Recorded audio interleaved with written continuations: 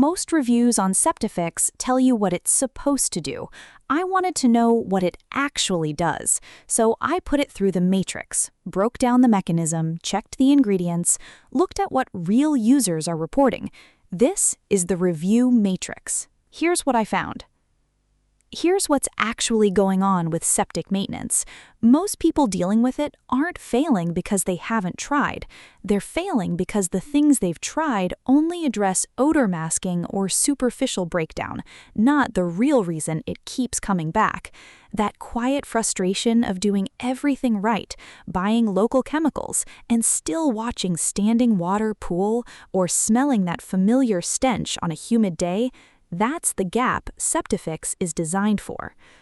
When I broke down how Septifix actually works, it targets the oxygen-starved anaerobic state of a failing tank directly, not just the surface sludge.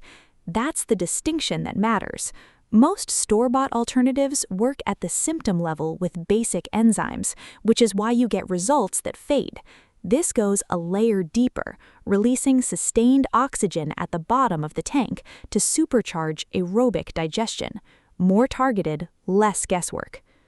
Running through the key components, oxygenation compounds.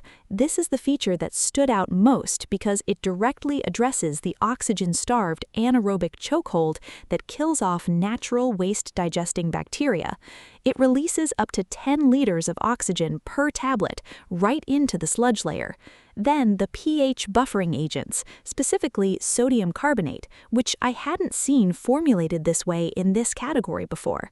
It neutralizes acidic wastewater to prevent the environment from becoming toxic to the bacteria. And finally, 14 strains of aerobic bacteria.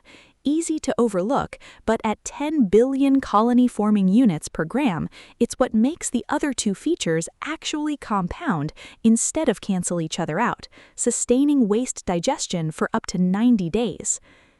Based on the breakdown and what consistent users are reporting, early on, usually within 3 to 5 days, most people notice a significant drop in noxious hydrogen sulfide odors.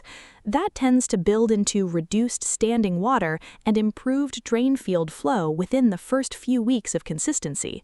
And longer term, a massive reduction in the solid crust and bottom sludge layer, the deeper change the septic owner secretly wants so they don't have to face another $400 pumping bill. Not a straight line, but a clear direction. That's what the pattern shows.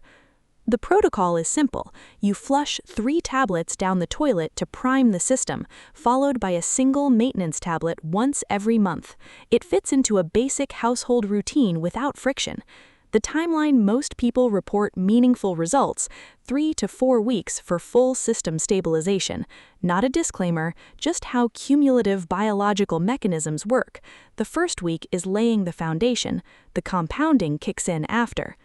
One variable I always factor in, refund policy.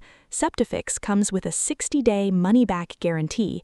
I treat that as a confidence metric. Companies don't offer real return windows on products they know underdeliver.